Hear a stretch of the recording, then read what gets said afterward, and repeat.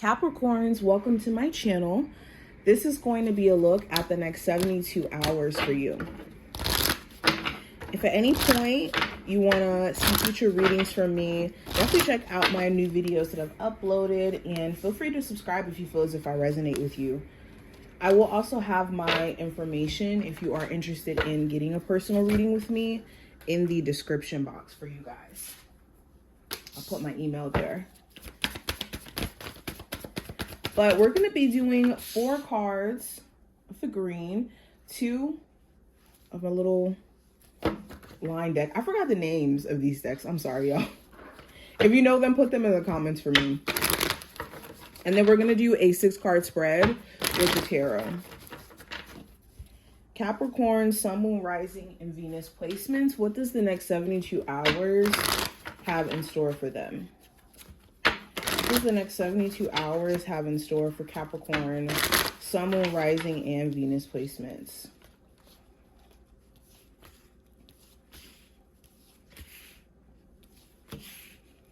Alrighty. And it's raining over here right now too. I feel like this could be a little bit closer. There we go. So let's go ahead and jump straight in. So first card we have release. We have daydreams and decisions. We have shine. And we also have rest and recover. Okay, and then we have, for the other oracle cards, we have power lines, which represents energy. And we have succulence, which represents resilience. So let's talk about these cards first. So Capricorns, you're at a place to where you're releasing the need to overcomplicate or overthink things. You could be trying to be 10 steps ahead of yourself right now in regards to certain decisions you're about to make.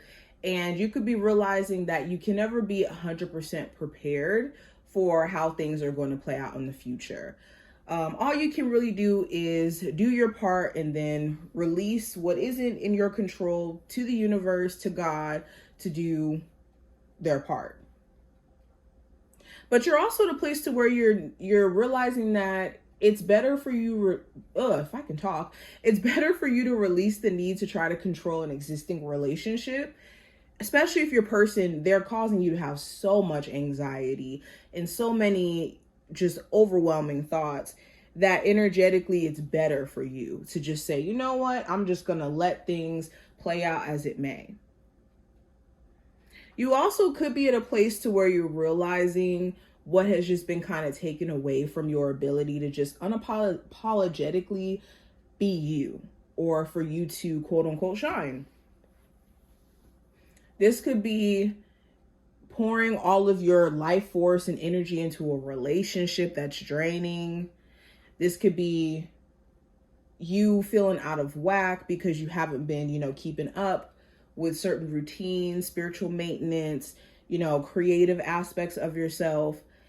And I think the next 72 hours is going to push you to maybe get back to the things you've taken a break from.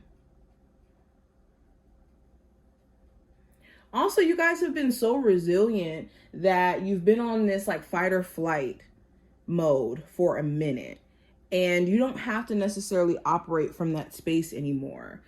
You're really growing from needing to overly protect yourself, because a lot of the threats or a lot of the things that were throwing you off are starting to fade. But to get out of this need to feel like you have to be super, super tough 24/7 in a way where it doesn't allow you to, again, access your creative side, your fun side, you're realizing that you really need to remove yourself from those spaces. And a lot of you have already done this, and it's getting your nervous system back to a neutral place, or you're in the process of doing this. Now, going into the general energy for this time frame, we have the King of Wands for you. So there could be an Aries, a Sagittarius, or a Leo of significance during this time frame. If not a fire sign, there may be someone who you are genuinely attracted to, or energetically there's something that draws you to them, or they're very much drawn to you. And you could be trying to understand exactly what it is. For others of you, there's someone you're trying to gauge like exactly what their actions are rooted in. Do they have good intentions for you? Do they have bad intentions? Are they, moving with intention to kind of like one up you or to be in control, or what? Are their actions mainly focused when it comes to pursuing you around like physically being involved with you, or genuinely wanting to connect with you? All of these questions are coming up. There also may be someone who's a little bit passive aggressive towards you. Okay, this could be a coworker, family member, lover, really anyone. But someone is giving you like this passive aggressive energy, and it could be because they're upset about something and they're just not wanting to outright say it because it could seem kind of crazy to you. Now, going into career and finance, I have the Four of Wands. So some of you could be focusing on building a home-based business, or building a business that allows you to like take care of your family, have something that you can pass down generations to come. For others of you, you could be looking for like a work from home job, or a job that allows you to have more free time to take care of your family and do things outside of just working. Some of you also may be looking at picking up more hours, potentially so that you can move or relocate. Some of you are really making it a goal to buy a new home or to get a new apartment. Phew! Excuse me, I'm sneezing over here. But yeah, picking up more hours, maybe even picking up a side gig so that you can make this process when it comes to either getting a new home, getting a new place, or just feeling caught up with bills is going to be a big focal point. Now with love, I have the Emperor. So there could be an Aries or a Taurus of significance within your love life. In regards to the zodiac sign, you could be realizing that your partner could struggle with control issues, in the sense of like either trying to control what you do, or they could be, whenever like things get out of, how do I say this? When things get out of their scope of feeling like they can control it or they can manage it, they could shut down. Or when they feel like they're being put on the spot and expected to take accountability, they may run. And for some of you, this can make you question if being in this relationship is something that's still doable, if they do kind of respond this way. The Emperor also talks about like dynamics of power. There could be like ego moments where certain arguments are being drawn out or never resolved because it almost feels like relinquishing power to be the first to reach out, or relinquishing power to be the first one to admit that, what was done was not appropriate. It's like ego starts to kind of overpower love with someone that you're dealing with. Now, they could be doing this to you, or there could even be moments where both of you guys are just kind of standing on being right. And this could be causing certain challenges to just kind of exist for way longer than necessary. There also may be a co-parenting relationship that makes things a little bit difficult with an existing relationship that you're in now. So you could be separated from the person you have children with, but your partner could be concerned about whether or not there's still an attraction there, or vice versa. You could be concerned if your partner is still attracted to the person they may have children with.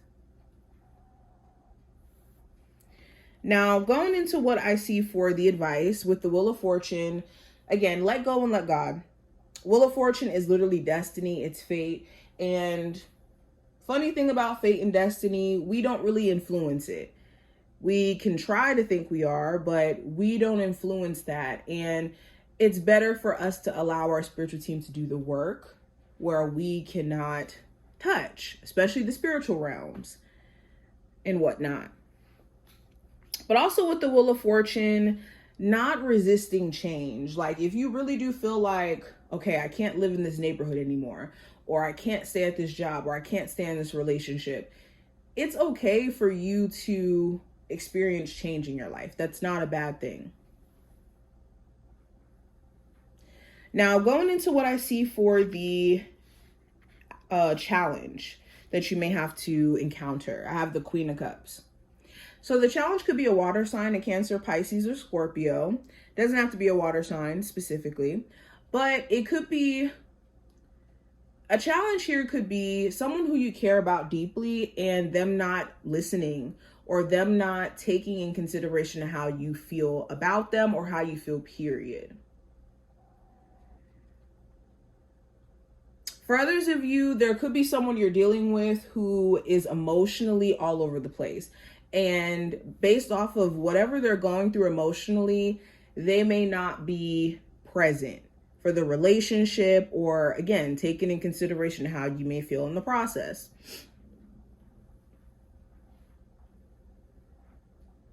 Another challenge could be the desire to really express yourself, but maybe not having the opportunity to do so, or even a fear to do so. So an example of this could be at your job, where you really want to let a boss know how they make you feel in terms of treatment. But if you express yourself, you might not have a job. Or in a relationship, if you express that you don't like X, Y, and Z thing, you know that could potentially make your partner shut down or disconnect. So you may feel like you're not able to be heard. Now, outcome of this time frame with the Seven of Wands, I do see you blocking somebody. You could be saying, no more. I'm no longer going to be communicating with this person. This is not good for my mental health. This is not good energetically for me. I think I'm just going to completely disconnect. For others of you, the Seven of Wands talks about like being able to persevere through certain challenges. So there's something that has been an annoyance for you, whether that's like finances, whether that's certain, disagreements or arguments. By the end of this time frame, you will overcome it, whatever this challenge may be. Okay, but I see you guys definitely tuning out, blocking out certain individuals, okay? But this is what I see. I hope that this was helpful and did give you insight, and I will see you in the next one. Bye, y'all.